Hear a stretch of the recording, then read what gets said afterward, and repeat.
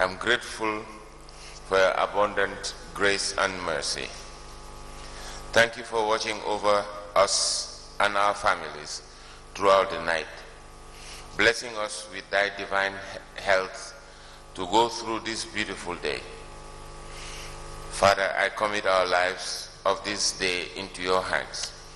I ask that you lead and guide us by your Spirit in every step along the way. Your wisdom to make the right choices and decisions that will bring glory and honor to thy holy name.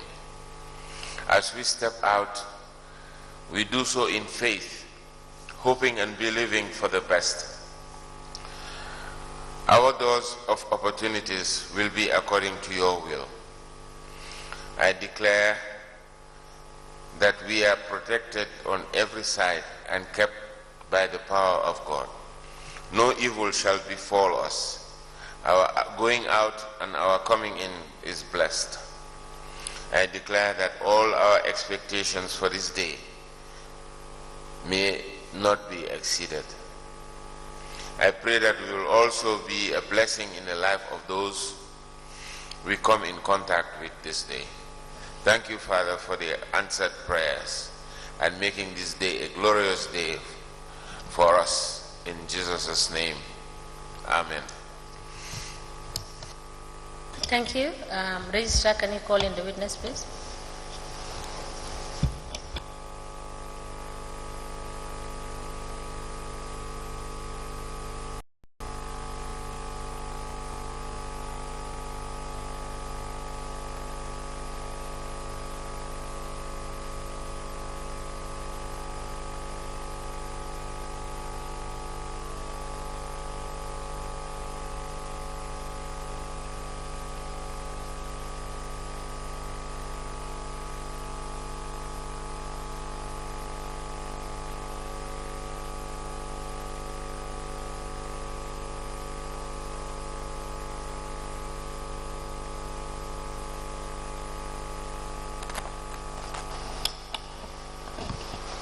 Good morning, Mr. Witness.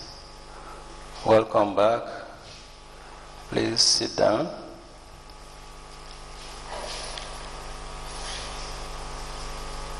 May I remind you that you are still under oath, Mr. Witness, before I pass the floor to Madam Chair for continuation of our proceedings.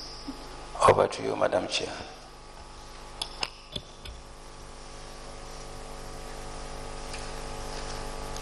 Good morning, Mr. Sanya. You're welcome back. May I remind you that the Commission starts sitting at 10. Please, tomorrow, endeavor to be here before 10. Thank you. Council, can you please proceed? Yes. Good morning, Honorable Chairperson and Honorable Commissioners. Mr. Sanya? Yes. We were treating the report for, is it 2020? 2020. 2020-21 joint. 2020-21. Yes. Yes. Can you please turn to page 20 of the said report?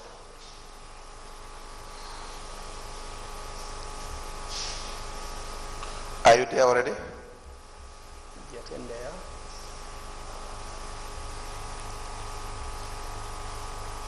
The heading is Pre-Qualification and Registration of Suppliers Observation.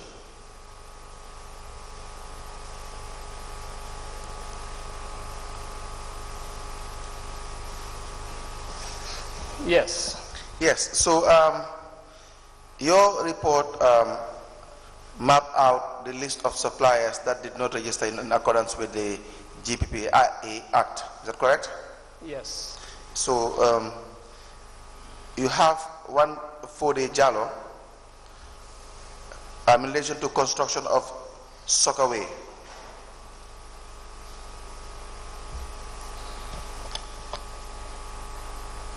Yes. The amount is $1,000. You have one Mohammed Mahmoud for detergent, $50,000. Do you see that?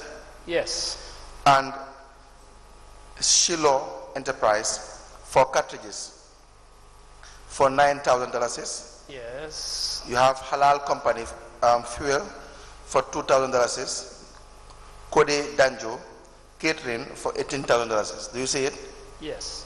And you have Shiloh again Enterprise for office furniture. There's a description. The amount is $113,000. Now you have next level as the PE. They supplied stationery for $6,000. You have Keba Jata, maintenance of vehicle, $17,800. Idrissa Jallo, cement, $17,000. And Mamadou H. Jallo, borehole materials, $79,260. Now, we discussed the implications in relation to having suppliers that are not registered. Is that correct? Yes. Just briefly take us through that, the implications. The implications? Yes. 1. Non-registration with the authority is interpreted as a probable failure to pay taxes or tax since GRA tax clearance is a prerequisite for GPPA registration. 2, it is potential loss of revenue to government, in particular the authority. Yes. So upon drawing out this table in relation to the list of suppliers, when you turn to page who did not register with GPPA, when you turn to page 21, you have under compliance. I'm not sure whether those who write this report keep on making these basic errors. You have that the PO has ensured all contract and contract award suppliers were registered with the authority in line with section 24 of the Act. Yes, I have seen that. What does that mean? Is this applicable in this situation? It's not applicable because already the list is there showing that contracts are awarded to suppliers who are not registered with the authority. Very well. Needless to talk about the issue regarding pre-qualification procedures. That in Basse, we see they don't conduct in any of the situations. Right. Yes. So, but then let's discuss the management response. What did the management respond in relation to your findings? For the registration of the suppliers, Kode Danjo, for the others, efforts are in high gears for them to also to register as dictated by the Act and regulations. So in essence, they are saying that, well, only 3 individuals did actually register. Under the law, registration is mandatory prior to payment. Yes. So even if registration is done after payments, it's a violation of the Act. Yes. Another important, my other point is, now it appears as if they are making the suppliers that did not register with GPPA. My position is, again, you can correct me if that is not the position, but then before so for them to be arguing on behalf of the suppliers that efforts are in high gear, it means they are the ones that are doing everything possible probably to make sure these suppliers are in fact registered, which is not their business. Perhaps that can take care of future transactions, not this other one. Already the Act is being violated. I am even looking at the possible conflict of interest here. When you are supposed to, because in procurement, there has to be this degree of transparency and independence. You're not supposed to give any kind of heads up to suppliers for them to make sure that they, when you are giving them businesses, you are awarding them contracts unlawfully in contravention with the Act. And now when you are being told that you ought to know, that you have known that they didn't register, you are now helping them to register. That in itself, in my opinion, would probably be conflict, because every procurement should be subjected to generally competition.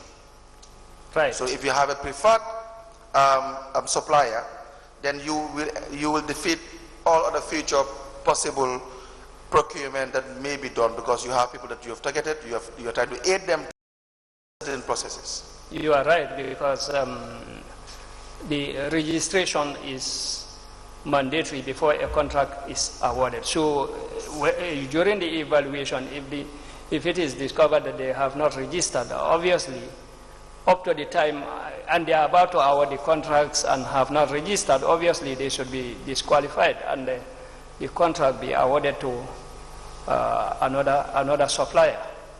On page 22, with respect to specifications, what was the findings for the year 2020-2021? Page 22. Yes. Specifications.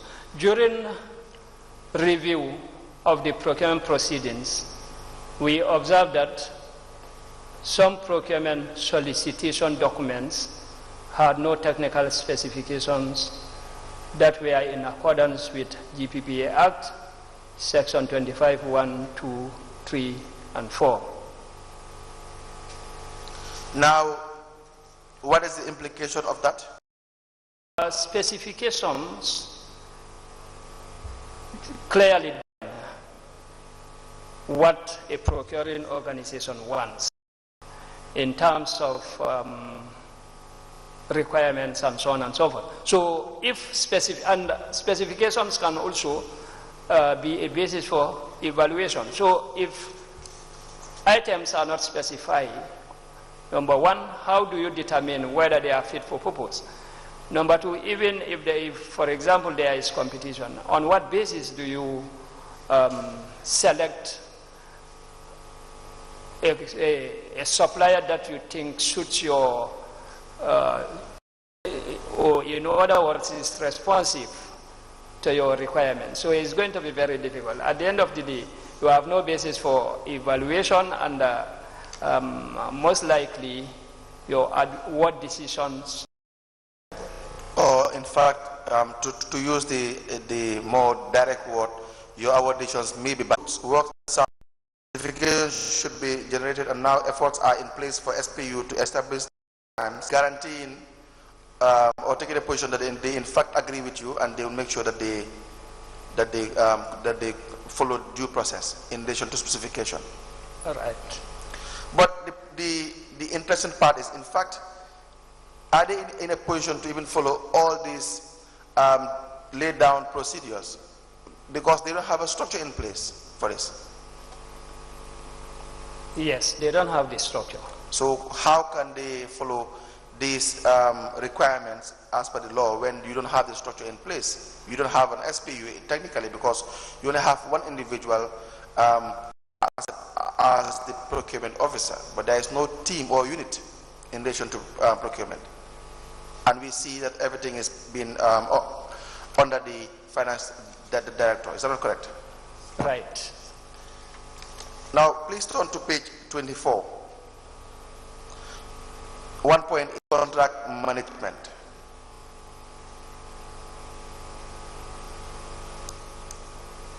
Yes. When it comes to contract management, what were the main problems that your team came up with, or they found on the ground?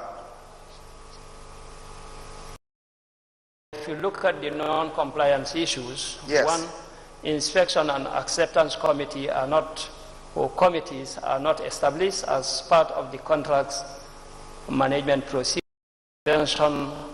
of regulations 127 and 128. So the inspection and acceptance committee we have discussed yes, so they don't have that. They don't have that. The suppliers' performance reviews are not carried out to inform future improvements of the suppliers on deliveries as required by the regulations. So can you explain that further, please? There is normal circumstances. Of course, as we said, there should be a proper contract management system. Yes. So at the end of the done satisfactorily or not satisfactory. So in such a case, you have to complete a form called Form 030. Yes. to assess the supplier's performance in all contracts. So if that is not done, obviously we assume that there is no proper contract management system in place. And that is very important because one, you are to verify that the contract is correctly executed, and two, it also serves as a future reference for you in case you want to award a similar contract or the same contract. If the same contractor is sort of eliminated, you can have a basis to say that a contract was given to him or her, but he didn't perform to expectations. Now, what is the next point? No contract management team in place. What does that mean? Now, as we discussed the previous days, for every important project, it is expected that a team is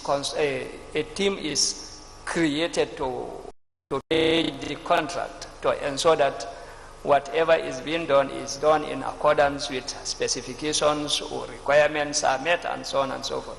So in this case, Basse Area Council, we don't have any evidence to show that there is a team established purposely to manage their contracts. Now, the last point is no contract document in place, especially for the procurement of fuel. Right. Is that correct? Yes.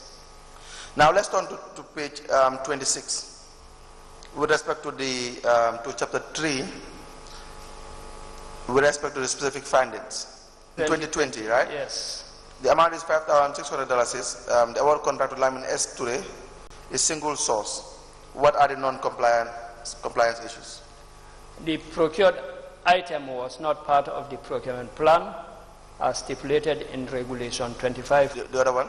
The quotation was not approved by the Contracts Committee, and the last one is GPPA Form 100 is not attached. Please turn to page 28.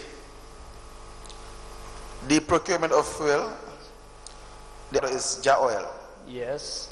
The procurement method is single source. Yes. And there were so many conditions and two, the procurement is above the threshold of single source. Three, there was no minute of the Contracts Committee meeting as stipulated in GPPR and the Gambia Public Procurement Amendment Act. And the last point there is GPPA forms such as 100, 003 were not administered. So 200,000 of public funds were also spent without following any process, without having approval from any contracts committee, without it being in the procurement plan. Right. And it is way $175. To next level stationery. The method is RFQ, request for quotation. So, yes. Are there any non-compliance issues? Yes, you have the non-compliance issues. One, the inspection committee to inspect the goods as stipulated in Regulation 153 or 133 to 136, and also GPPA forms such as 101 and 102 were not attached. Now, when the supplier delivers these goods or these items, do they deliver them to the inspections and acceptance committee? That is how it's supposed to be. Exactly.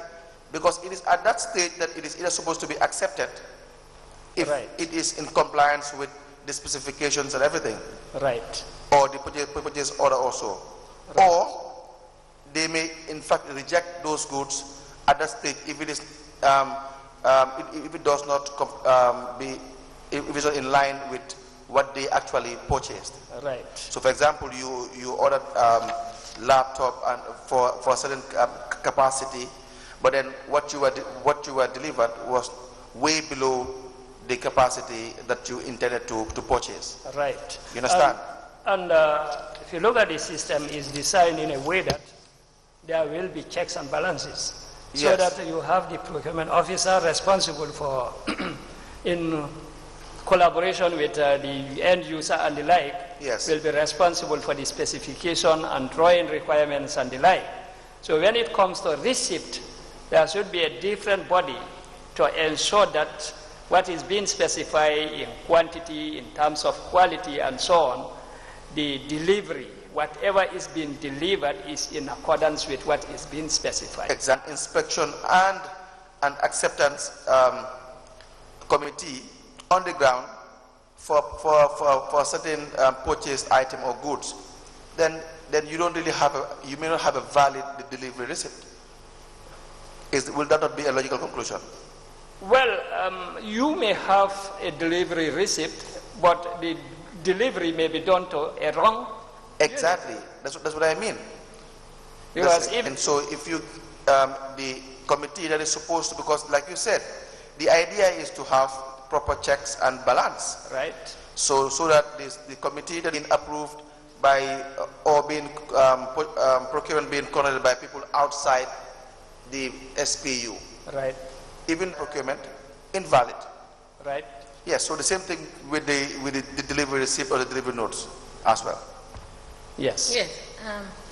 Yes. Now, Mr. the POs use the finance officers or the CEO as the delivery and acceptance committee. Is that the practice, having gone through the reports and having seen what is on the ground? I think if I may come back to the question. So would it be fair to say it is either the CEO or the finance director that acts as the acceptance and the delivery committee? When they do their procurements, these are the people that receive the goods, endorse, do whatever they are supposed to do. Right. Is that correct? For that even the function of the procurement officer is subject to the approval of the finance director, because it is directly under the finance director. Is that not correct? Correct. So the procurement officer, the finance director, and the CEO will probably be working together to make sure that they just procure whatever they feel like procuring without due regard to any regulation or any requirement, and that's it. So there is no committee, no contract committee, no inspections committee. They just don't follow the rules entirely for all the years that we have been discussing currently. So now the other part is the drilling of borehole. What is the contractor? Jariga Camara. And the method? Single source. And of course, naturally, there will be so many non-compliance issues. So can you please tell us? That is the supplier.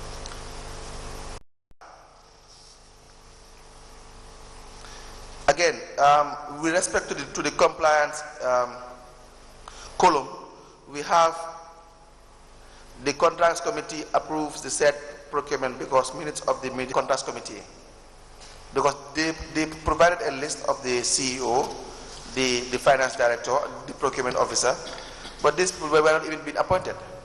They were being appointed verbally for the year under review. According to the Act, the appointment of members to this committee should be by way of writing. So exactly. Without a letter, appointment letter, one cannot establish that they are members. Now, what is the response of the management when it comes to the award of the contract for the drilling of borehole for the amount of $3,421,740 to this to one Jariga Camara by way of single source? According to management, the procurement was above the threshold of single source and also not registered with the authority, but it was based on offer. He did for us due to the due to financial situation of the council was done. Financial situation of council. We don't have the availability of funds all required to execute these projects, but he is from the region and have a stake in the development of this area. Is this a very very convincing justification. It's not acceptable. It's not convincing. In fact, to start with, you don't even have this in the plan in the first place. Right. You spent almost 4 million of the area council's funds, public funds, for a certain procurement that is not even being cared for in the procurement plan. Right. So now you don't even bother yourself to even seek for approval for any of these technically, and then the reason that you're giving is the fact that it was based on an offer. Right. Yes. So, but in addition to that, in fact, to now come and say the council was in financial crisis, when you are spending council's funds, that's the management. You are spending council's funds at will, without following any regard. How do you expect council to have even $1 to spend for a day when you treat council's funds as your own personal funds? You don't expect the councils to even be rich for a day. Actually, given the amount involved, it is far above the single source threshold. So exactly. This means that should have been subjected to GPP approval before they proceed. Exactly. But even that, with this justification, approval would not have been given because, but in principle, this procurement should have been subjected to competition, and then the offer that they are talking about, that they don't have sufficient funds, now there could be a payment plan and all conditions laid and subjected to competition, open competition. Then whoever want to offer a similar thing, gratis or whatsoever, would also, probably if it is competed for, they would have even got a better offer than this. Exactly. So it was not subjected to competition anyway, but it should have been. Thank you, Madam Chairman. Yes, Mr. Sanyang, you just said something about gratis. But what we are looking at here is that this particular contractor, Jariga Kamara, was paid $3,421,740 to dig a borehole. And the management responded that because they did not have money, and that is why. My question is that in the management response, you could see that they said they needed funds to execute these projects.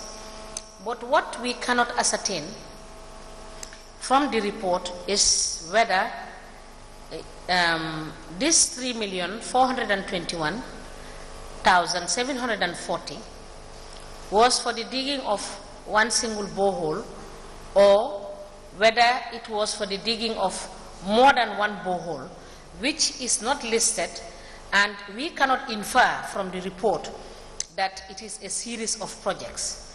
So what we could safely conclude from this report is that Jariga Kamara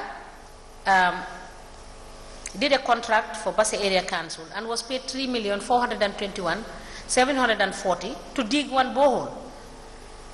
Would I be correct to make that assessment from the report? Yes. Thank you. Yes, Council, you can proceed. Yes, thank you, Madam Chairperson. That brings us to the end with respect to the review for the year ended 31st December 2020 to 2021. If the commissioners have questions, we will take them before we proceed to the final report for Basse Area Council for 2022. Yes, I have please go back to page 29. Page 29. Yes. This is with respect to the construction of Basse Sandika in 2021. The contractor is Mohamed Saliuba, and the amount involved was 70,000, and the category is services.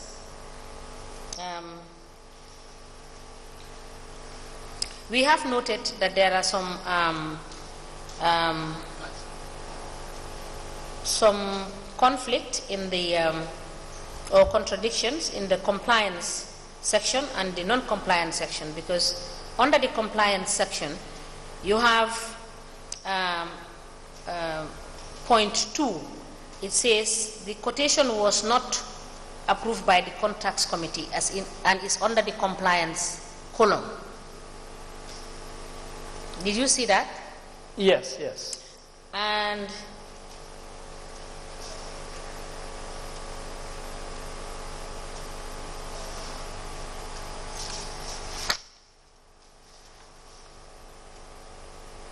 yes, that was what I wanted to highlight.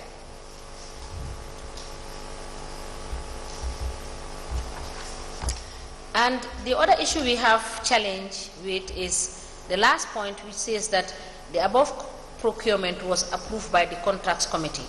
And having gone through, which I believe Council has really solicited information from you, which you have provided, that throughout the course of these transactions, there were no contracts committee. So to now put the contract, the fact that there was, you said the above procurement was approved by the contracts committee, is that not a contradiction? Well, it's a contradiction. The reviewers probably are considering those 3 people as provided for by the Act. That is the head of the institution, the CEO, the budgetary officer, and the procurement officer as a contracts committee as provided for by the Act. But as we said earlier, it is not legal because the contracts committee members should have been appointed by way of writing an appointment letter to be part of the contracts committee. So the contracts committee is not legal because it's not, members are not appointed to... So it will be correct to assume or to conclude that there was no contracts committee. Correct. Thank you.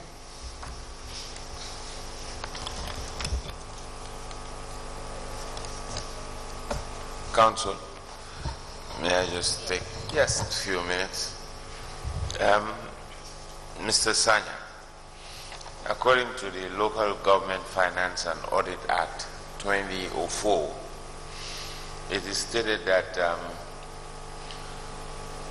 the contracts committee should consist of the following people: the chief executive as the chairperson, the director of finance member, director of planning and development, 2 elected councillors to be appointed by the council, and 2 members of the public to be nominated by the minister. In your entrance meeting, do you first look at the composition, where even you say there is a contracts committee? Do you verify it against this list that has been provided by the Act, that these are the people who should form the contracts committee?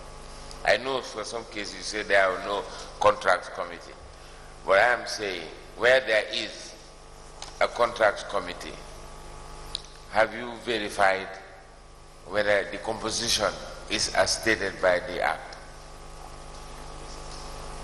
Now, that may take us back to we can make reference to their entry meeting or entrance meeting at the beginning of the report, and again verify those members that were met. Exit meeting.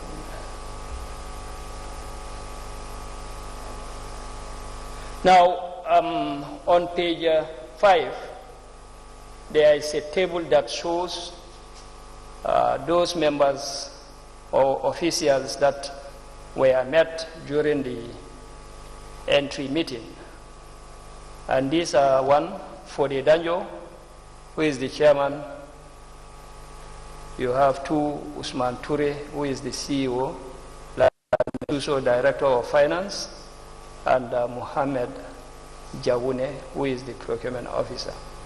Now for us, our course is also very important to make reference to other laws and the like.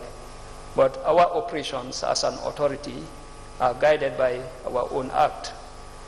We have a GPPA act that we use. So when we go, of course, we should not tell them the people that are SVV, but these are the people that we met. And as per our act, the members of the Contracts Committee, although we have verified that it's not legal in the sense that they are not appointed as expected by the law, but you have the CEO who is the head of the institution, and the law provides that the CEO is the head, sorry, the CEO is the chair to the Contracts Committee. Two should also comprise the director of finances, and if you look at the label there, there is this Lamin Suso, who is the director of finance.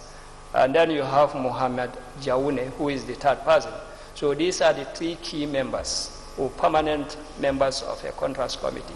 But again, let me say that this is illegal because they are not appointed by way of providing them with appointment letters to these positions.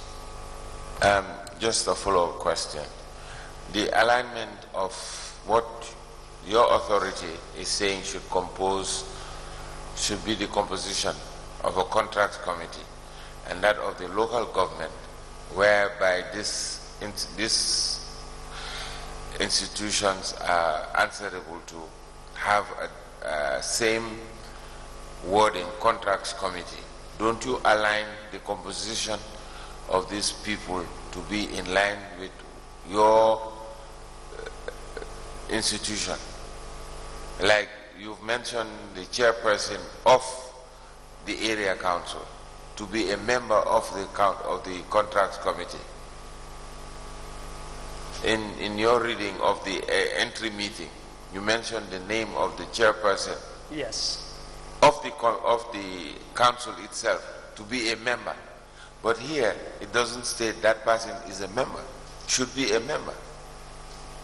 It says the membership should be the CEO, the Director of Finance, Director of Planning and Development, 2 elected councillors, and 2 members from the public nominated by the minister.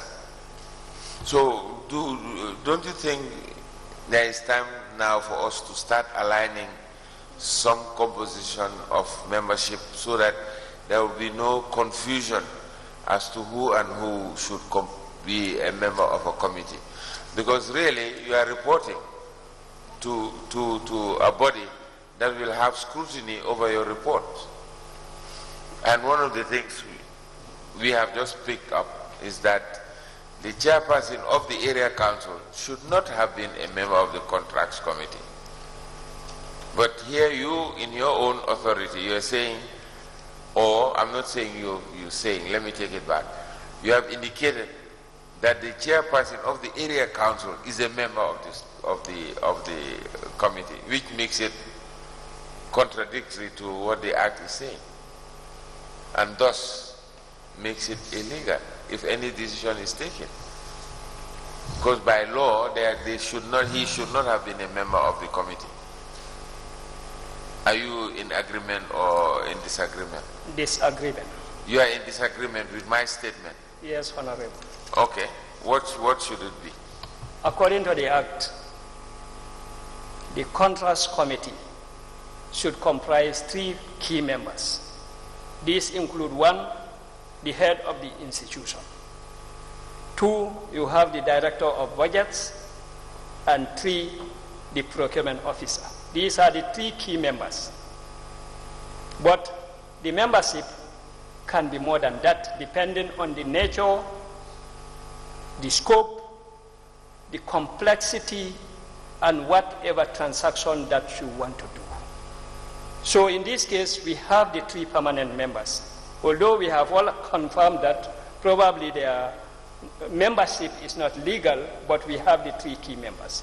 So according to the Act, other members can be co-opted when the need arises, and I assume that these other circumstances, the chairman being a key member or an important member in the area council, he or she together with other other councillors can be co-opted as members of the Contracts Committee.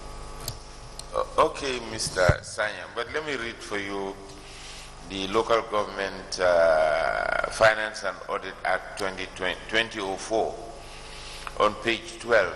It says procurement.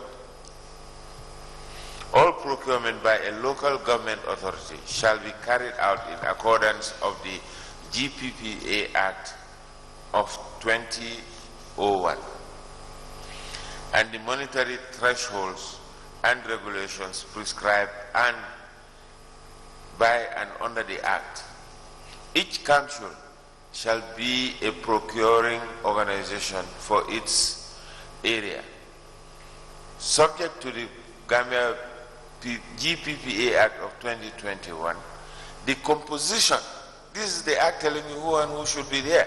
It is not you as an authority going into the organization to say, since you are the chief executive, since you are the chairman, you are an important person, so you have to be in the Contracts Committee. He was eliminated by the Act. And the Act says, shall consist, or each council, Contracts Committee of each council should include the CEO, the Director of Finance, the Director of Planning, 2 elected councillors, and 2 members nominated by the Minister. This is not what you are saying now. This is what the Act is telling you to observe. And if you find something different, it should be noted as different. But not to say because I'm the chairperson, I'm a member of the Contracts Committee. That could nullify, or that could have influenced the others to go the way that they see you are voting. That's why they were eliminated, because they are elected. The chairperson is elected, but the others are appointed. So they can, the transparency business would be reflected in the decision making. They could not be influenced. Do you understand what I'm getting at? So therefore, you need to align your act for the composition of who and who should be in a Contracts Committee, because this is the governing body of the local government areas. You are coming from outside, imposing your own Contracts Committee. So that would bring the distortion or the misunderstanding that anybody and everybody could be appointed or elected to be in the Contracts Committee once you are in favor of it. You as the oversight, you are in favor of what they are doing. If you had said no, the chairperson should not have been, and you write it down as non-compliance. Non-compliance, the chairman was part of the committee, he should not have been in the committee. But you are endorsing that the chairperson should be because he's a key person in the organization. You understand what I'm trying to get at? I'm listening keenly. But you don't understand. And I understood what you are talking about. And you don't agree? I still don't agree. Okay. we beg to... Can I come in again just to make clarifications? Honorable, I did indicate that we are an authority established by an act of parliament. We are provided with an act that guides our operations. All our operations are in accordance with what our act provides for. It is very clear in our act that we should have 3 members as key members. And it is clear that you can co-opt other members to be members of the Contracts Committee. And it is based on these principles that, of course, we agree that the Contracts Committee may be illegal, but if it is legal, they have the 3 key members. And they have more than 3 members who are co-opted as provided for by the GPPA Act. And in the Local Government Act, of course, I don't want to go into detail to that, but it is mentioned that the minister can nominate 2 members. It is possible that the minister can nominate the chairman when the need arises to be a member of a contracts committee. It's all possible. Because those people that should be nominated by the minister, they are not mentioned specifically. He can mention, he or she can nominate. But I just want to say that our operations are guided by our act, and I don't want to go into detail into the local government act and so on. But then one important thing is, yes, it is important that we always align them. That is very important. Okay, just to make some clarification. The minister cannot appoint or nominate the chairperson because it is specifically stated 2 members of the public. It didn't say the chairperson. It says 2 members of the public, meaning those who are not within the organization. Ordinary citizens that have knowledge or have capacity to decipher or to sit in meetings of procurement could be nominated by the minister. So that eliminates the notion of the minister can even nominate the chairperson to sit in a contracts committee. As we had agreed to disagree, I think we will leave it to the experts to look at it. Okay. But I think there should be some alignment. That is so. As to the composition of the contracts committee with your authority and that, because all he's saying is also quoting the GPPA Act of 2001. Right.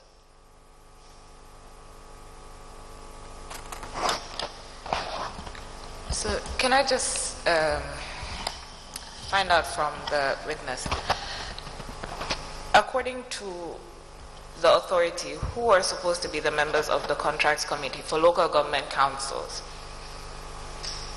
Now, our act generalizes, and we don't have separate provisions for different institutions. Generally, okay, according to the act, we have 3 key members, and others can come in when the need arises to give technical or expertise advice when this is needed. So who are the 2 key members that your act? According to the act, it should be the head of the institution, which when you go by the table, the CEO is part of it. The CEO is on the table. So could you please just direct us to the specific provision that says that it is the head of the institution that needs to be in the committee? Composition of the contracts committee in GPPA. Okay.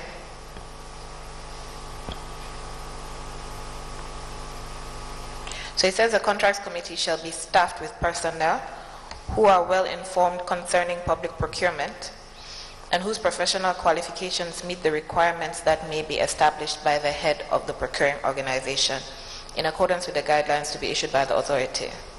Yes. Council, can you kindly refer us to which of the legislations? This is section 48 of the 2014 Act.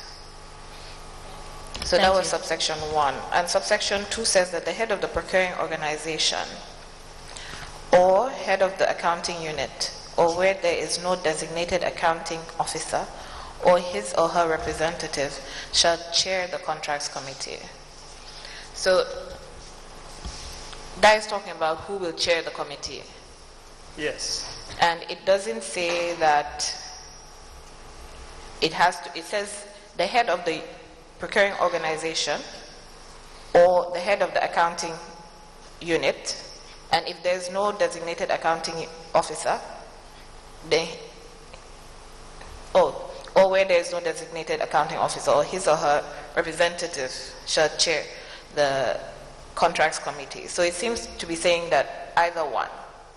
Yeah, A contrast committee shall be staffed with personnel who are well informed concerning public procurement and whose professional qualifications met the requirements that may be established by the head of the procuring organization in accordance with the guidelines to be issued by the authority.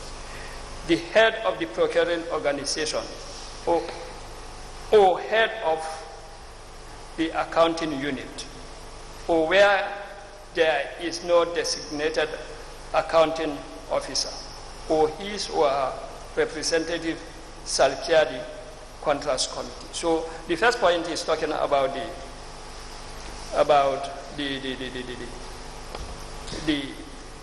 chair of the contrast committee. Now you have the second point, appointment of other members and staff to a contrast committee shall be in accordance with the guidelines established by the authority. And the guidelines here will be established in the, of course we expect them to be in the regulations. You expect them to be what, sir? In the regulations. Okay. A contrast committee shall consist of at least 3 members. At least 3 members. And shall include, in addition to the chairperson. And who is the chairperson here? We've already noted in 1 above that is the head of the institution or his representative. If in case he cannot, he can delegate. So the chairperson is the head of the institution, in addition to the chairperson. An account officer, and in this case is somebody responsible for budgets. The director of finance, and in some cases you have the accountants and the like, is the second member. Or any budget profession, a secretary, and in brackets you have head of the procurement unit. And this is what my argument is. So these are the 3 key members. Okay? And any other person familiar with the substance of the procurement, if available. So apart from these 3 key members, if they feel that there are others who can provide expertise, or others who are very influential, and think that they can, of course, play a very important role in whatever they are doing, they can co-opt them. Okay, so you agree that the GPPA Act is general and it relates to, or and it applies to public institutions that are listed in the Act? That are listed in the Act. Yes, so procuring organizations is defined in the Act. Yes, as far as our Act is concerned, is for procuring organizations. Yes, and these are organizations that deal with public funds, including the local government authorities. Exactly. Now you also know that there's legislation that's specific to local government councils, and it doesn't apply to other types of procuring organizations. Right? Right. And the provisions in the legislation that is specific to local government councils may be read in line with your Public Procurement Act. Right. Right. So Commissioner Joyner was pointing out what the Local Government Finance and Audit Act says should be says the contracts committee of a local government council should be composed of. Right. Right. So I believe he referred to Section 18, was it, of the Local Government Finance and Audit Act? Section 18. 18, yes. So this saying that all procurement by a local government authority shall be carried out in accordance with the Gambia Public Procurement Act and the monetary thresholds and regulations prescribed by the Act. Now, at the time that this Act was passed, the Act that was in force for procurement was the 2001 Act. That has now been repealed and replaced by 2014-2022 Act. Right. So for that provision, it's saying that each council be a procuring organization for its area. So now your act is saying that it is the head of the institution. The head. But then the head of the institution. Okay, that's for the chairperson, that's fine. But then this is saying that each council is a procuring organization. Right. So what council are you dealing with? So say Basse Area Council is the procuring organization for Basse. Yes. Now it says, subject to the GPPA Act, the composition of the contracts committee of each council shall include the chief executive as chairperson. So this is in line with your act. Right. Okay. In line with your act. The director of planning and development. 2 elected councillors to be appointed by the council. And the council is the general council for Basse Area Council. And 2 members of the public to be nominated by the. So this portion, the 2 members of the public to be nominated by the minister, is reference to the GPPA Act that was enforced then. So further, it's saying that the members referred to in paragraphs D and E of subsection 3 shall serve for a term of 2 years, may be reappointed for a further term only. Right? So this is not going against what your act has said. They can be read together. Now, the Local Government Act itself, which governs all the local government councils, provides for how their committees are to be established.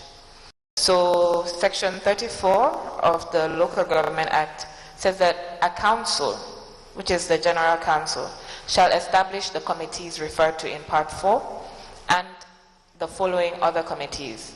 And it lists finance, establishment and appointment, development, and such other committees as the council may deem fit. Each committee shall consist of such members of the council which shall not be more than 1/3 of their number, and such other persons as it shall determine.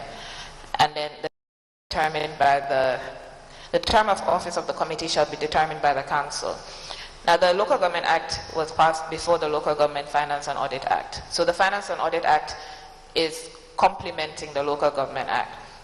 The Local Government Act has already established that it is the council that is its committees.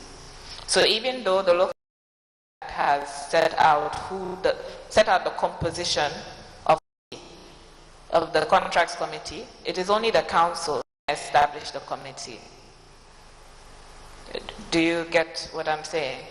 So I don't know whether the confusion was about whether it is the chairperson that should set up the committee or it is the council. I'm not sure what brought about the council. Let me just come in here. The misunderstanding is the terminology of chairperson.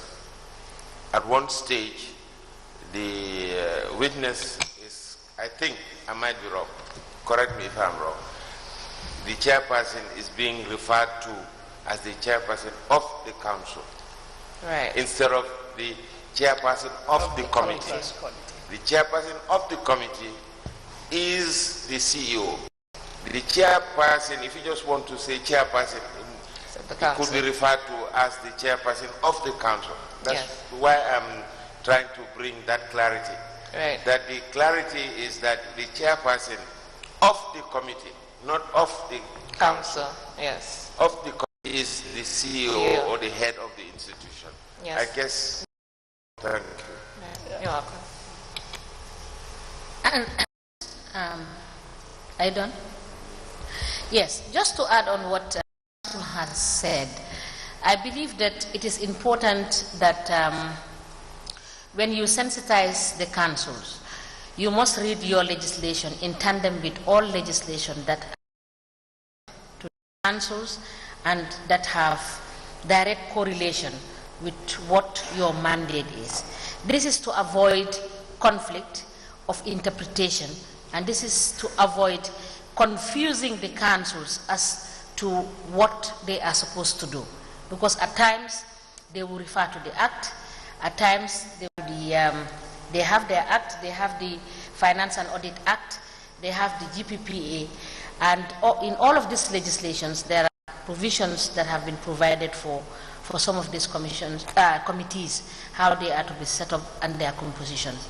I believe it's high time, when you do your sensitization, you bring on board all the relevant nations so that they have a proper understanding of what they are supposed to do. Failing which, you will be because they will not be able to follow due process because, they are in doubt of some of the provision, or they may not even be aware provided for legislations that they must comply with. May I just add, in addition to that, I think it should be borne in mind that you're not the only institution that's auditing these councils. So where you have raised in your compliance report that they're not complying with the issue of contracts committee because the chairperson of the contracts committee, it is not the CEO that's appointing the members. If they follow that, when they have other obligations under the Act, that it is the council that needs to establish the contracts committee, say national auditing, they usually raise these issues and they bring it out that it is not the council that set up these committees, and so they're non-compliant in that regard. So if they have that, and then they also have your report saying something different, it brings some confusion because which one do they comply with? And they'll be flouting one either way. So as the chairperson said, you need to read all legislation together in tandem to know what is what. Council, you may proceed. Yes, to the compliance review for the year ended 31st December 2019.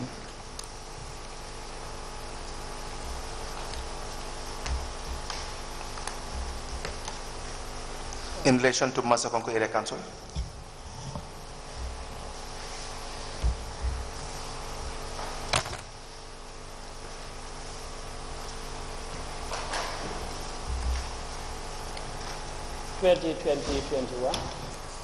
'20, 2019.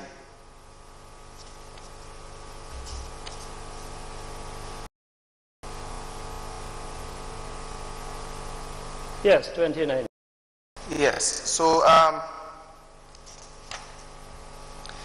in the entry meeting, can you please run us through the names of the individuals, members of the council that you have met?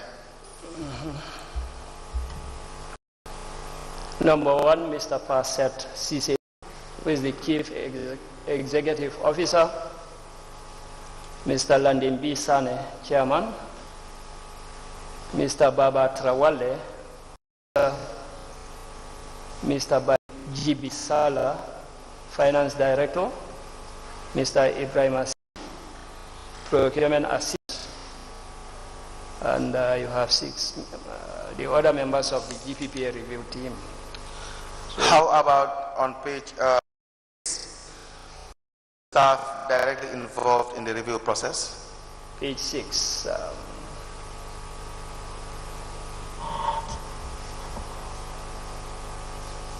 Yes, staff directly involved in the review process. These are Baba Trawale, Procurement Officer, Baiji, Finance Director, and Passet Cisse, Executive Director. Now, there were findings in on page 6. Yes. So run us through those findings. During the interview with a staff of, we observed that interference in procurement processes is very high. We further observed that there was only one staff at the SPU for the first 6 of the year, which was heavily affecting procurement operations, considering the volume of procurement transactions conducted. In addition, the team observed that SPU is under the Finance Department for the first 6 months of the year. There were implications therein? Yes. What were these implications? One, procurements may be individualized for personal gains, proper control and supervision on the side of SPU. Please turn to page. You have a table with respect to the total procurement proceedings and their values. Yes. Can you briefly explain to us? Other ones are open international 0, nil, open national tender nil, two-stage tendering nil, request for proposals nil, restricted tendering nil, single source there were 495 single sources. That is about 98.02% of the total population, amounting to 2,280,996.64, and that constitutes about 82.41% of the total value of single sources. Then you have request for quotation 10 transactions, and that is 1.98% of the total amount of 486,850, constituting about 17.59% of the total value of the RFQs, and the total number of persons amounts to 505, and constituting about 100%, and the total amount of procurement is 767,816.64, and that is 100% value. Now, on page 8, you review with respect to the structure and the organogram of Masakonko area. And then there was a finding in relation to the management structure. Do you see it? Page 8.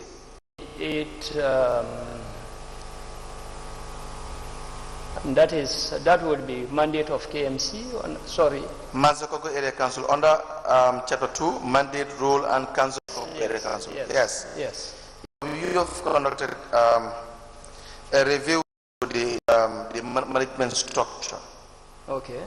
Yes. So, what were the findings with respect to the structure of the council? Masakonko Area Council seeks to attain its vision by promoting equitable and sustainable socio-economic development of Please, not the mandate, the finding. Council structure. Okay. The council did not provide the review team with the council's organogram. Findings.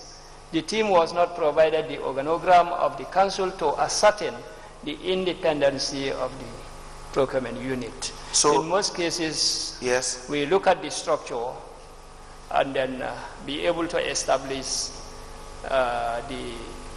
how the specialized procurement unit is established and under which department it belongs to. In the absence of the structure or the organogram, is going to be very established with proof. Yes, so for the better understanding of everyone, what is an organogram? Organogram is the explanation, sort of how is the different departments, the different units. In different departments with links, how communication is transmitted from one individual to the other. So in simple terms, it deals with the management structure, exactly, yes, of an institution. Yes. So you are saying in Masakonko Area Council, you could not be presented with any. Yes. So therefore, when you or your team went to conduct a review, you wouldn't know whether there is in fact XYZ department, whether there's a finance department, and so on and so forth. Exactly, yes. Whatever you will be presented with on the ground is what you will have to deal with. Yes. Is that not the case? Yes. Now, but then there are still non-compliance issues. We further observed that the procurement unit was under the finance department, the same Basse Council. Yes. And that also there are so that. What are the implications? Procurement unit being under the finance department may lead to conflict of interest. There is a risk that the procurement unit may be independent in their operations. The procurement may be delayed. Very well. You have explained all these points in previous dealings with Basse Area Council, and now let's just move to page 10 with respect to the functions of the accounting officer. Now, there were also non-compliant issues raised by the review or the report in relation to the functions of the accounting officer. Yes. Please run us through the non-compliant issues. There are non-compliant practices that were identified during the compliance review, and these are: one, the accounting officer did not appoint members of the inspection and acceptance committee as required by the Gambia Regulations 62, 63, 64, 66, and 67. Who officer did not ensure that some prior approvals were sought from GPPA in some tenders. And the last point there is the accounting officer does not ensure that the procuring council properly documents proceedings and manage a record in accordance with the Act's Section 35(2) of the GPPA Amendment Act. Now let's talk about the SPU for Mansapoko Area Council. That is the Specialized Procurement Unit, which comprise of two people. Number one, Baba Tarawale, the Procurement Officer, and number two, Ibrahima Seidi Lee, the Procurement Assistant. Now, when you turn to page 12,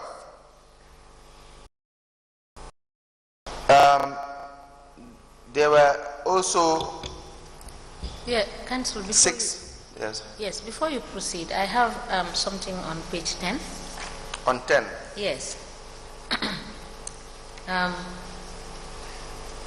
Mr. Sanyang, the report have highlighted compliance issues, which are 3 points.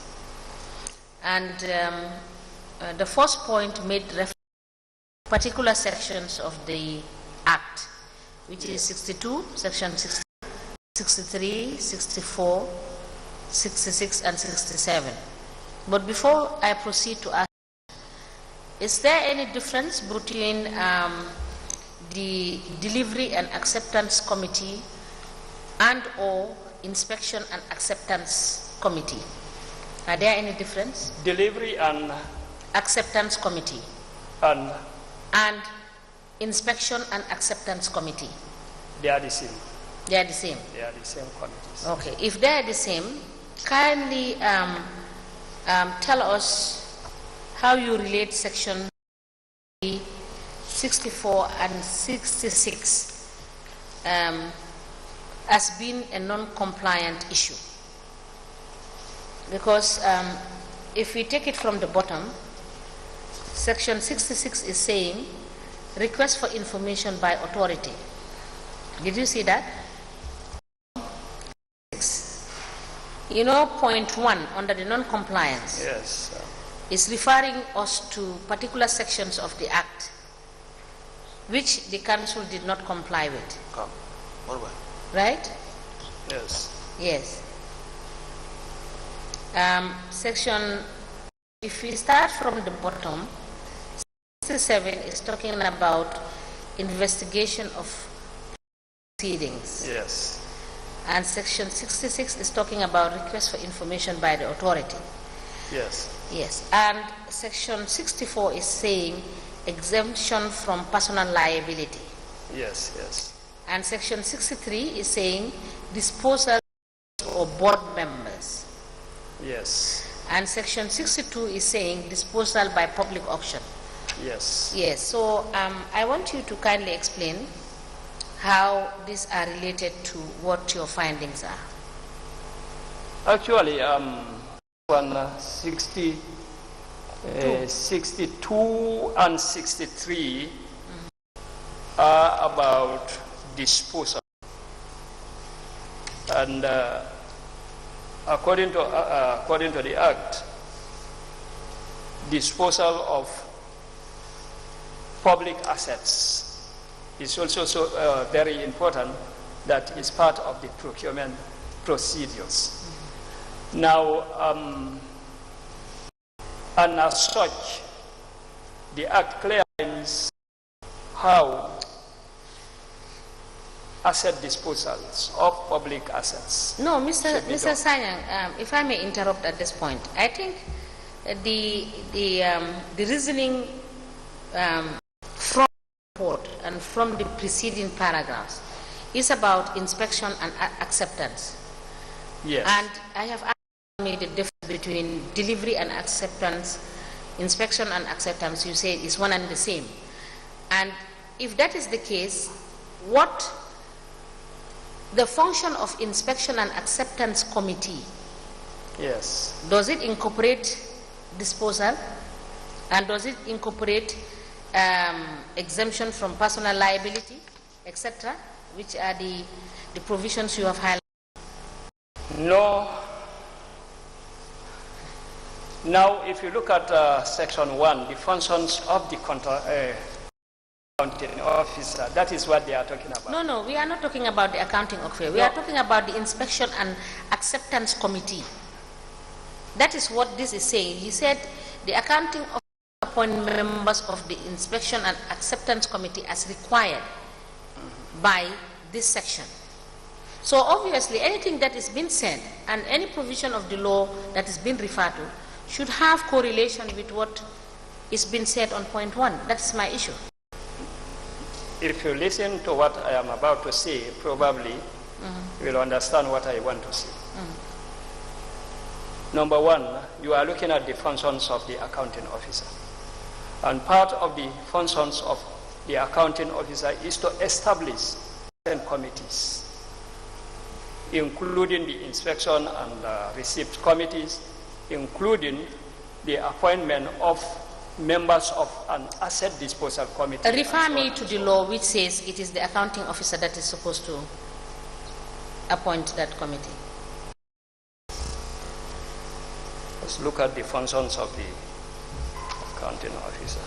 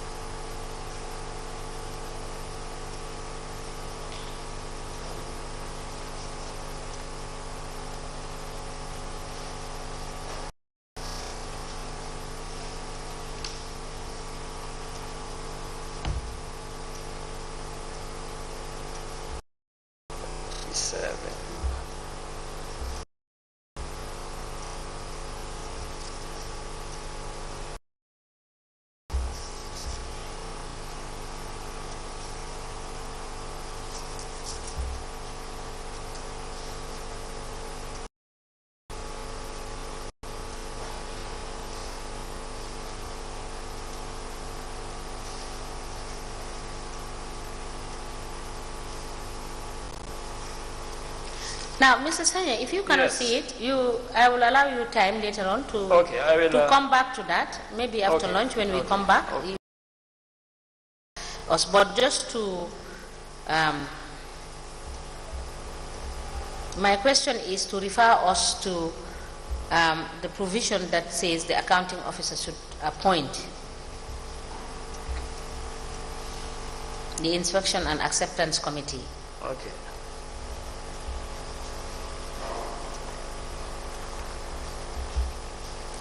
Now, the reason why I highlighted, or I made, I'm asking you to look at these provisions is with view to highlighting that there may be wrong referencing of the. This is the purport of my question.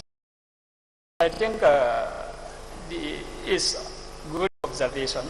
Thank you. Because when I look at the 60-something, 61, those ones, 61 and 62, those ones are about the asset disposal. And asset disposal committee is also, a committee should be set for that. That should be established by, I am seeing the 64, 65 and so on as, the other one, 61 and 62, is about asset disposal, which of course has an entirely different committee to deal with it. Exactly. So this is why I wanted you to explain and to look at the law and to this wrong reference. Thank you. Council, can you please?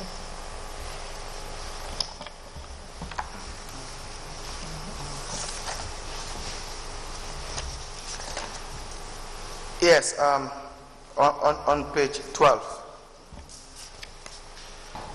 With respect to the SPU, 12. Okay. Now, we note that there is a specialized procurement unit where we have already outlined that there are 2 members of the SPU. Yes. Now, there are about requirements not comply with it. Can you please take us through the non-compliance issues? Number one, the SPU does not prepare and submit to the authority reports requested under the Act and regulation. Number two? Number two, the SPU does not coordinate the evaluation of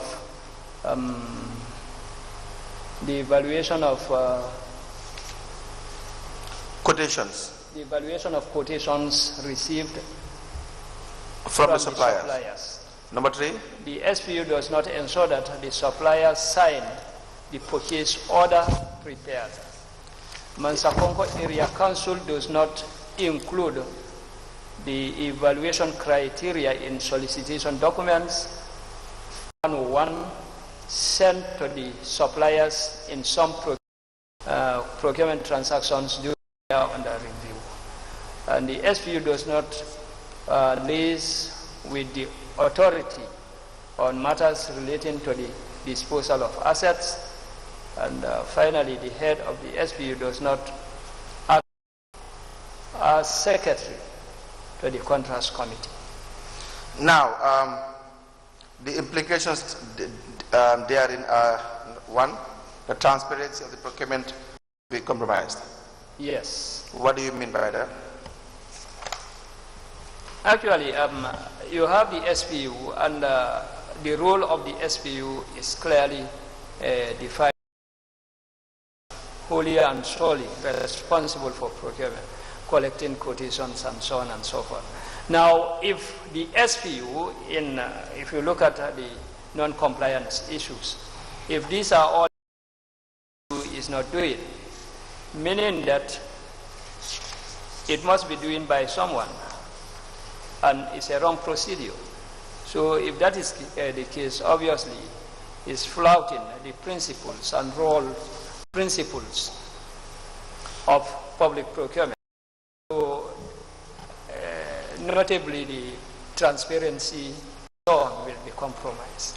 Now, please turn to page 13 with respect to the the functions and the composition of the contracts committee for Mansakongo Area Council? Under findings. No, page 13. Yes, page 13. Yes. So what is the composition of the committee, the contracts committee? Paset Cisse, Director or Admin, is the chair. GB Salah, Director of Finance, is a member. I have number 3. Dandembi Sane, Chairman, also a member. Mr. Baba Tarawale, Procurement Officer, who is Secretary to the committee. And then finally you have Mr. CDC Diba. Chairman so of the Finance. For Paset Area Council and for Mansakongo as well, we see that the political head, the chairman, is in fact part of the contracts committee. Yes. And we know that the contracts committee is primarily responsible for approving all procurement activities. Right. Now we will get back to that. But then again, these appointments were not made in accordance with the act. Were they? No, they are not. Under findings, you can refer yourself to findings where it states that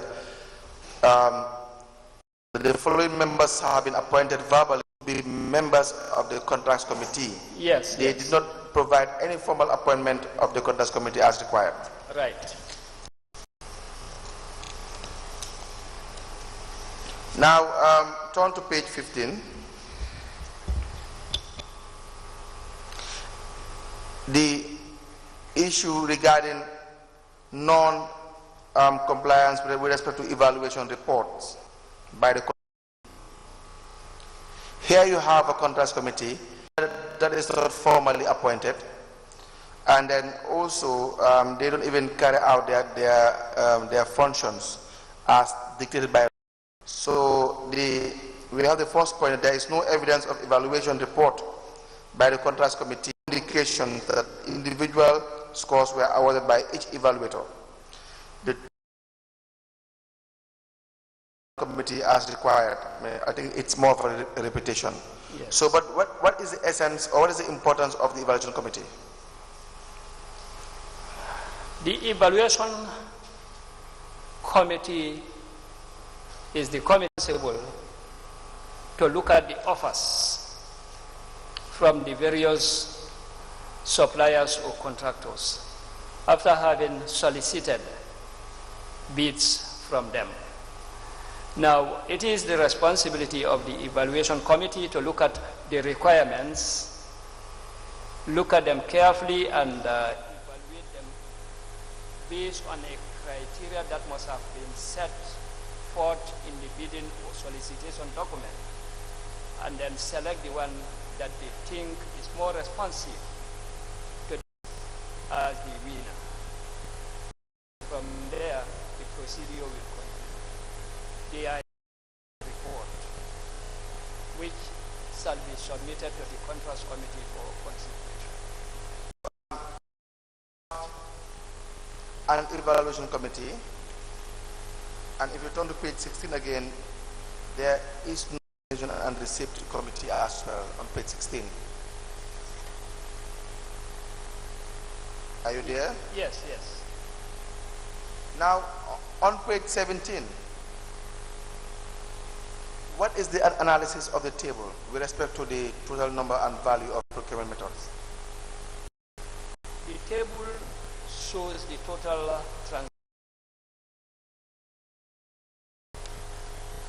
and by value, Mansakongo Area Council for the year under review. And on the table you have Open International nil. Have not conducted any Open International. They have not conducted any tender, open national tender. They have not conducted any two-stage tendering. They have not done any request for proposal, restricted tendering during the period under review. Now, they conducted about 495 single sources amounting to 98.02% of the total single sources. Sorry, the total transactions. This amounts to 2,280,996.64, which is about 82%, 41% of the total value of single sources. Now, all of these transactions were approved by members of the Contracts Committee, including the chairperson of the Area Council. And these individuals were not, or their appointment did not follow due process. None of them. Yes. Now, is that supposed to be a procedure? Don't you see any conflict there when you have certain individuals who may not be members of the Contracts Committee? Let's say the chairperson now being a member without any formal appointment. Of course there is. Please turn to page 18. 15, yes. The you said has maintained a comprehensive and individual file for each procurement activity. But however, the entire procurement files reviewed are incomplete for some files when contravened of. Sometimes incomplete for some files.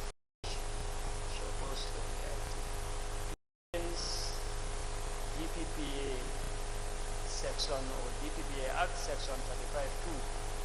There are no receipt and delivery notes, and in some instances, DPPA form, no goods receipt attached in the procurement file, notwithstanding files are marked relevant PB numbers.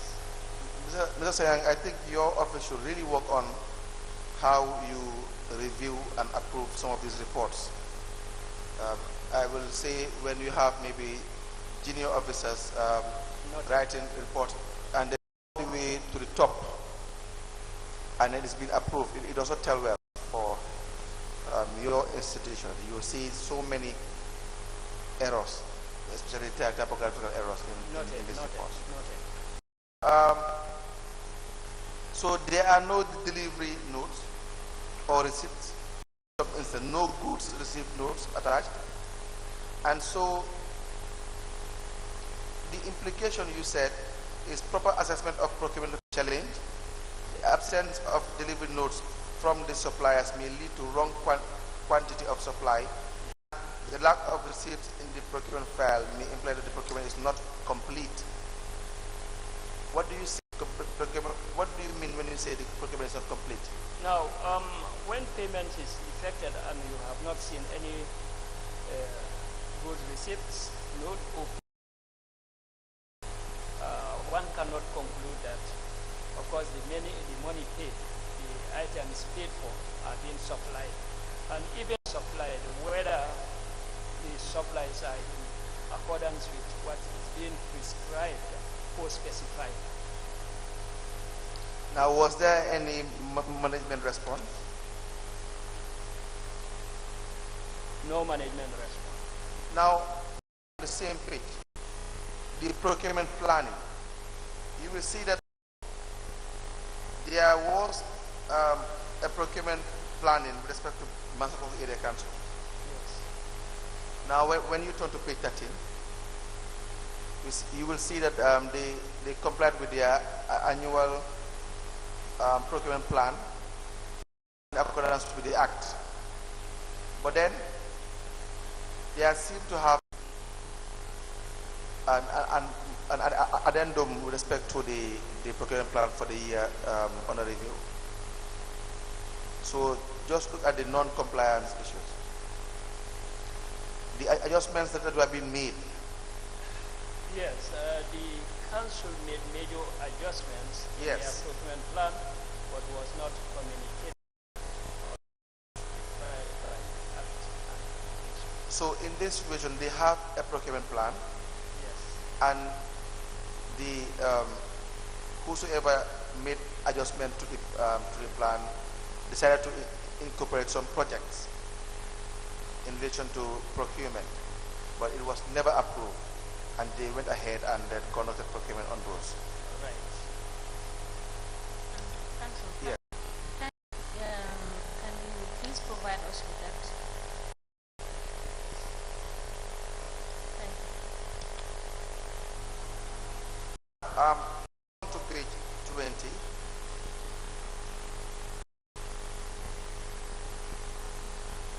Where you have some of the who did not register with GPPA and were awarded contracts. Page 20.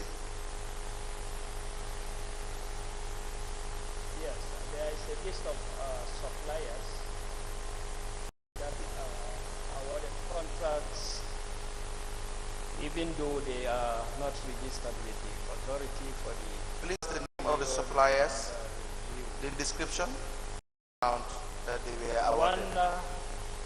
The contractor was Usman Sonko, training under the description of the services, training on ward planning, and the amount involved is 26,775. The next one. Soma filling station fuel was Yes. supplied amounting to $17,000. The other one. Diba oil, fuel, again $7,800. Faba B and Sons, Faba and Sons for 2 solar panels amounting to $7,000. Nabi Technologies, maintenance of office computers amounting to $1,000.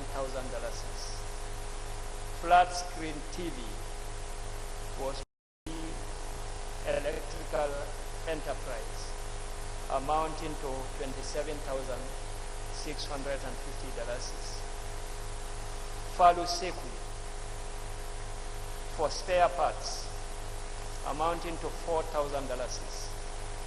Modu Seluba, 10 packets of floor tiles, $2,200.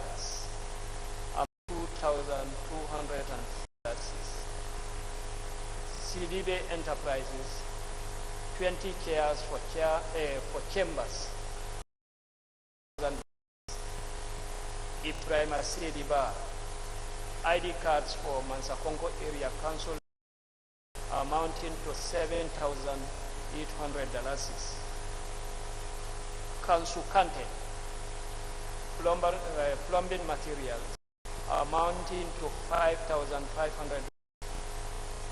Ture Enterprise, engine oil and battery amounting to $7,800. And Jangudo Ba Soap for 4 crates of drinks amounting to $200. So all these individuals or these businesses were awarded contracts for the year under review, and none of them registered with GPA. Right. So we had the same problem with Basel as well. Yes. And one of the issues that you raised in relation to the implication is that this will cause serious financial loss to government. Correct. Because then they don't pay taxes that they are supposed to pay. Correct. Now, can you turn to page 22 with respect to SMEs, small medium enterprises? Page 22.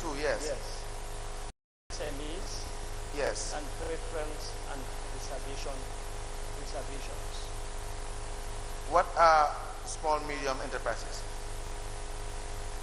These are small businesses. Of course, they are categorized, and these are groups of businesses that emerge and are probably struggling to grow. There is a certain category of businesses which are small in nature. So you were asked by one of the commissioners yesterday, if I recall correctly, that how about the women that sell in the market? So is this program supposed to be targeting those women in the market, for example? Yes, they fall under those categories. But what is the finding in relation to Masakon Area Council with regards to SMEs? The PO did not have any specific program in place as a way of supporting SMEs and has not applied preference and reservations in its procurements as provided for in the DPPA Act, Section 36, and DPPA Section 24. In fact, the interesting point is they seem to have no plan whatsoever, or policy or program for small, medium enterprises or small markets. For example, one would be for women in the market, or women doing various businesses to support their families. But then they still deal with individuals in their day-to-day procurement, individuals that do not even register with GPPA. For example, you have on page 20 the table that we reviewed earlier. Yes. One Usman Sonko was paid $26,706 for training on ward planning process. You have also Momodo Saliu Bah supplied 10 packets of floor tiles at $2,500. And you have one Ibrahim Sidiba, EDC staff. So how do they elect or identify these individuals when they don't have for that? Will this not encourage biasness? Sure. So do they have any response to that? No response. Now on page 23, the formation of contracts, point 17. Page 20. Page 23. Yes.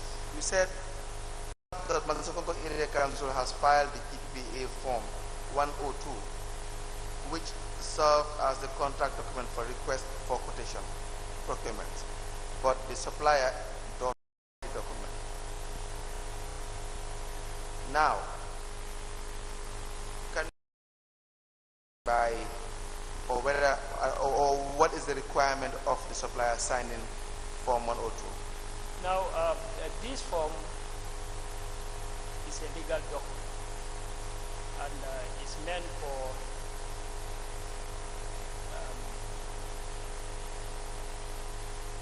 agreeing to a certain contract between a supplier and a procuring organization. Now, the form will explain contractual terms, delivery, quantity, and so on and so forth. And at the end of the day, the supplier must sign agreeing to those terms of reference. So in this case, if this form is prepared and there is no signature being appended by the supplier agreeing to the terms of reference, may definitely show that the documents are not binding. Without signatures, the documents may not be binding. That's only one possible logical conclusion. Yes. How about the issue of falsification of documents as well? The figures, trying to come up with any figure. Exactly. Yeah. Can that not be another possible? Yes. Now, and again, there was no response from the management. How about the issue of monthly reports? You will find monthly reports on point 19, the same page. Were they in compliance with their obligations to submit monthly reports?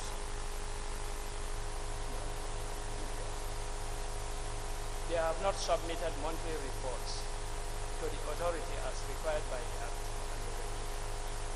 Why is it important to submit monthly reports? Now, monthly reports... You can turn to page 24. Yes, go ahead, please. Monthly reports are a way of informing the authority or reporting to the authority those procurements that were not subjected to its prior reviews, the single sources that were conducted and the request for quotations that were conducted, but were not submitted to the authority for prior approval. So this means that if they are within the threshold, they can proceed. But at the end of the day, these should be reported on monthly basis to the authority so that we have them in our records and for further purposes.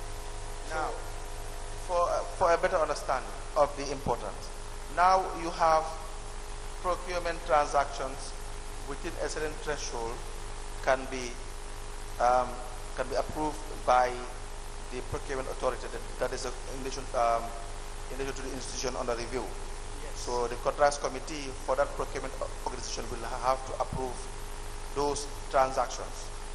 Is that correct? Correct, yes. Now the law does not mandate them to request for approval as long as it is within $500,000 or below, Yes. or thereabout. Correct. So now Now, the monthly reports. Sorry. Please proceed. Clarification. Mention about the $500,000. Yes. That is the ceiling for RF. Yes. For quotation. Yes. But the Single ceiling, sourcing. But the ceiling for single sourcing is 20,000 for goods and services and 30,000 for simple work. Yes. So anything more than that threshold for works and services Yes. should be subjected to the authority for approval, not the 500 for. I just wanted to make that. So it is only in relation to the single sourcing. Yes, it could be $500,000, yes, but including the RFQ, up to $500,000. But for single source, it should not exceed $2,000 for goods and services and $30,000 for $20,000 for goods and services and $30,000 for simple works. Yes. Anything more than that should be subjected to the authorities' approval before.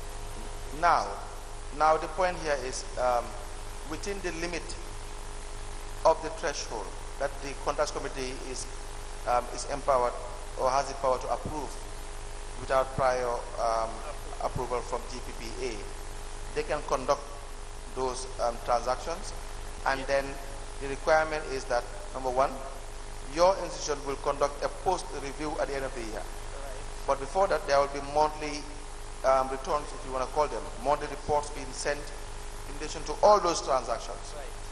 The procurements that were being raised and approved by the authority, so that you will perform your oversight function.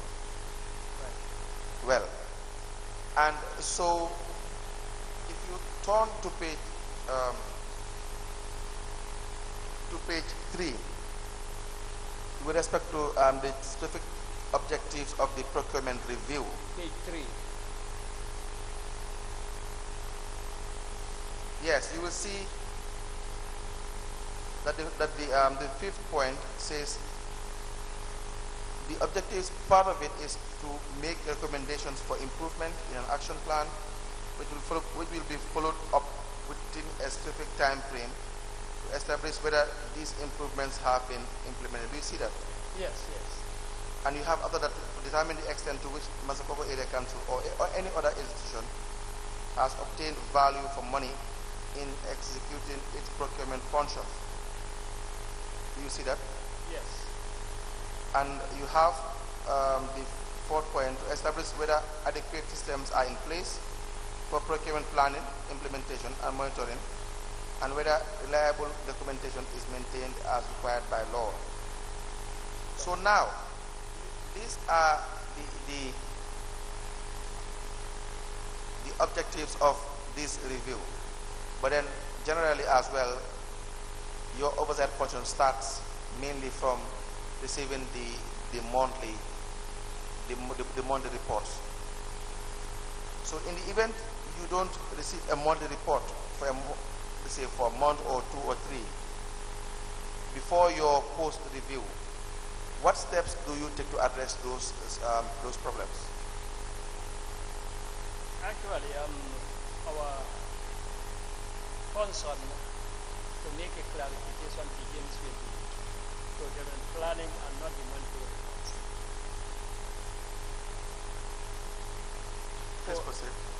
I just want to make a clarification that our function, oversight function, may begin with the procurement planning, which according to the Act, all procuring organizations shall submit to the authority a procurement plan not later than 15th of January of each year.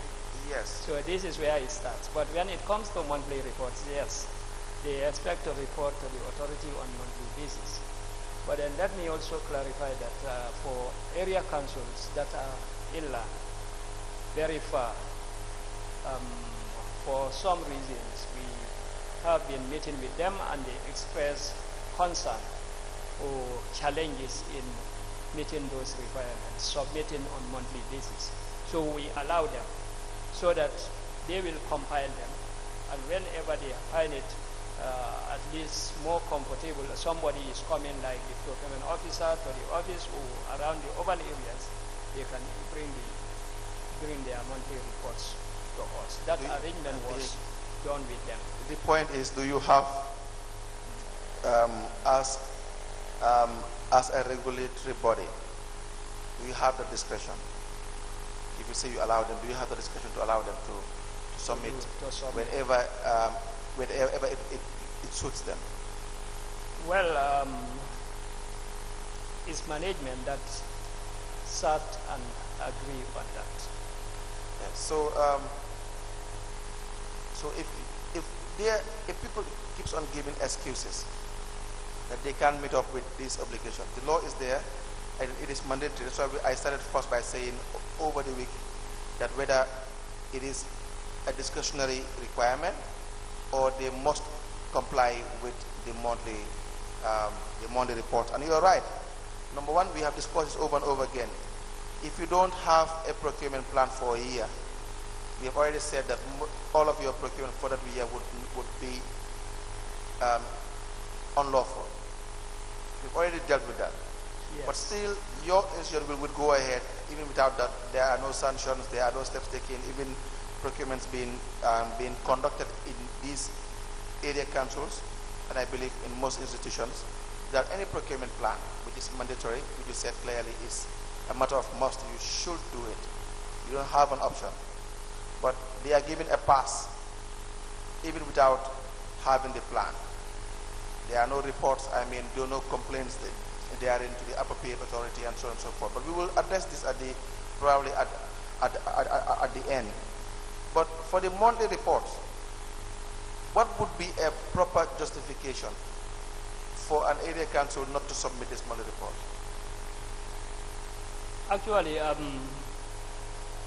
the end of the year, there will be no justification that they cannot justify. No, at the end of the month. At the end of the month, if they don't submit it, what would you think would be a proper justification for not complying with the act that they should submit this monthly report? Well, for them, they can justify by saying that yes, GPPA agreed with us that we can submit lately or later than the required date, because already, like I said earlier, GPPA management have agreed that institutions like the area Now, councils that you are part of management.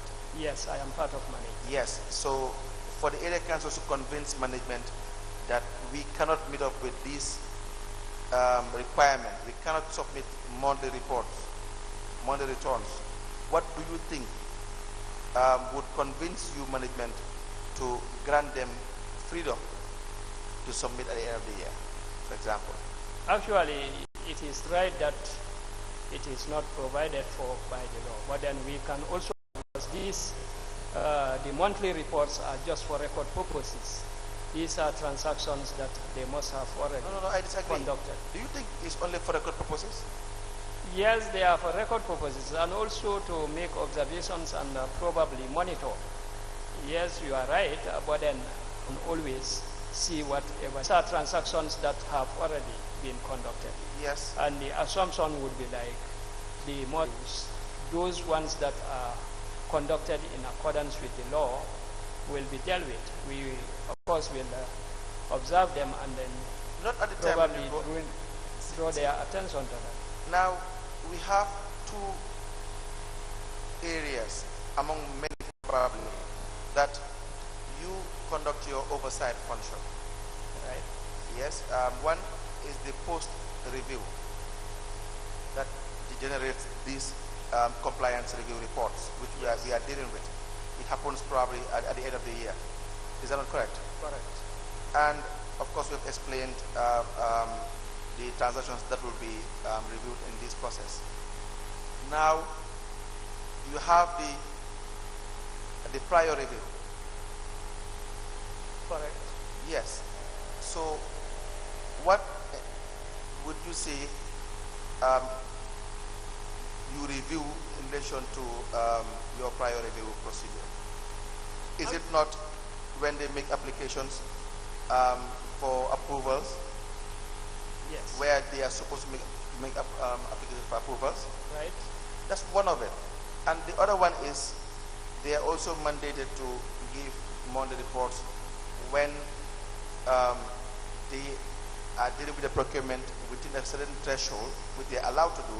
But then the important, the court's purposes, then there would not be any serious implication. But then the implications are, number one, can you read for us? Page 24. The implications of not complying with the monthly reports.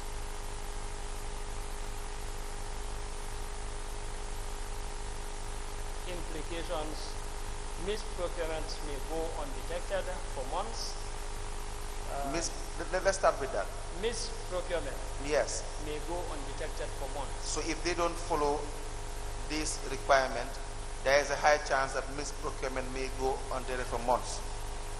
I know I've asked you this question again, but again, let's go through it. What is misprocurement? Now, misprocurement is procurements that are conducted but not in line with what the law provides.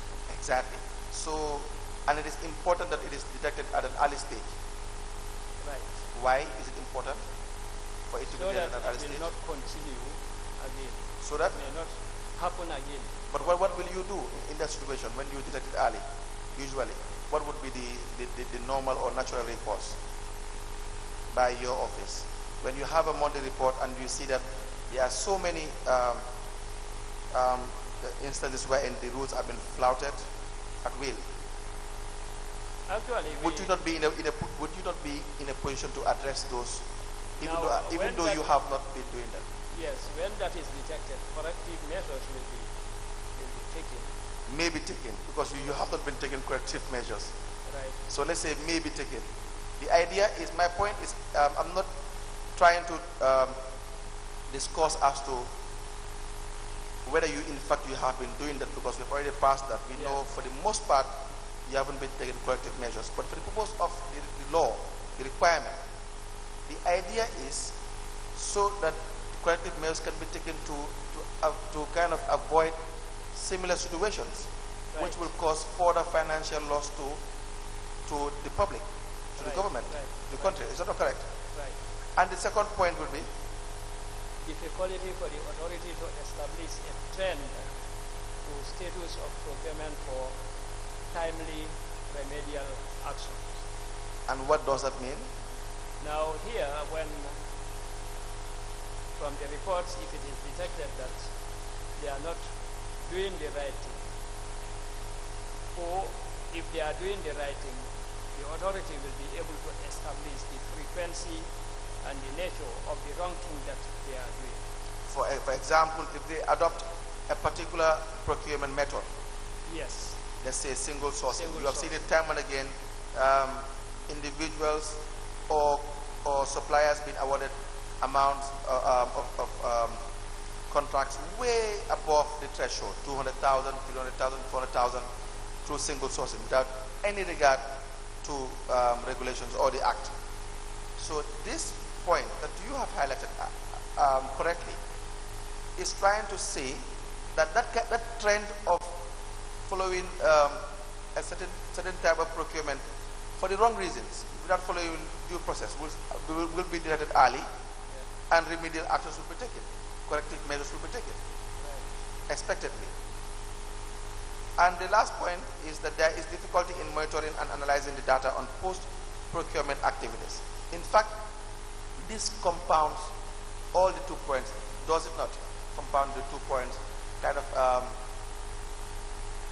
are you following? Yes, I'm following. Yes, so please tell us, when you say there is difficulty in monitoring and analyzing the data on post-procurement activities, what do you mean?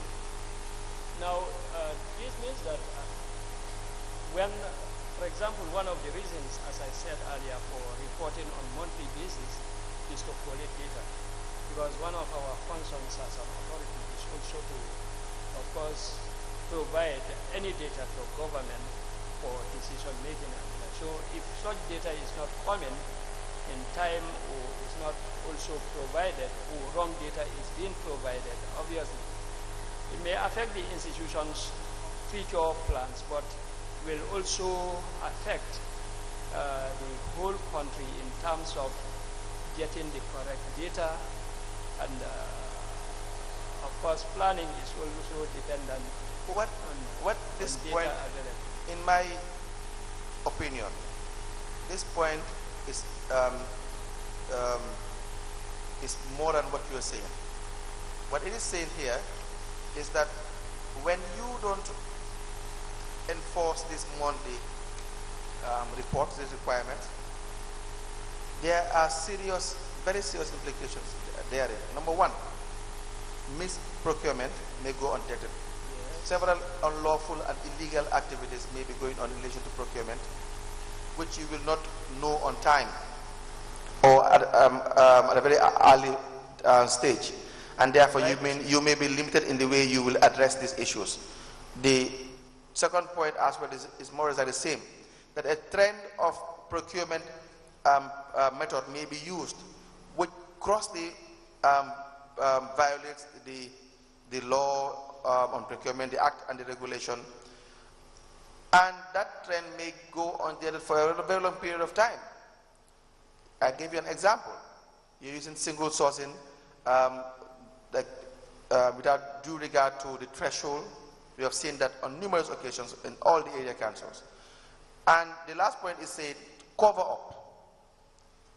Basically cover up. What you are going to have is that if you wait at the end of the year, in your post-review, you will not have had the adequate information to better inform yourself in relation to analyzing or knowing what is happening on the ground.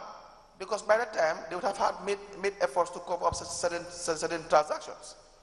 Do you see what I see on that part? Do you agree with me? Yes, I agree. Yes, thanks. Yes. Yes, Mr. Sajang, just to add on to what Council is saying and for you to elaborate, I think I agree with what Council is simply explaining on point 3, because the reviews are done after the activity. So yes, if that is the reason why the law has provided that there should be monthly report, and it's mandatory, so that since the law is requiring you to do a post-review, that is after the activity. If you are in receipt of these reports monthly, by the time you go to do your reviews at the end of the year, you could have stopped the non-compliance of so many of the activities. Is that not the situation? Right. Yes. So, in other words, I'm just trying to buttress what Council is saying, that point 3 is just more than what you are explaining. It is saying that basically the reason why the law is saying that you must do post-review, and if you look at the trend in all the municipalities, instead of them accepting to use proper procedure, they are using single sourcing, because there is no action that there is no reprimand at the end of your review, because it is after the fact. You could see from the report there is a high trend that is recurrent in all the reports, that all their activities are done through single source. And the authority is very clear on the fact that single source is prone to fraud, is prone to bias, is prone to sourcing goods and services for no value, is prone to making government lose money and not also paying tax. So these are all the issues embedded in using single source method of procurement in terms of challenges and difficulties. Is that not the situation? Correct. All right. I think this is a convenient point to stop. We will come back by 2:30 for us to continue. We'll go for lunch and prayers. Thank you. We may rise.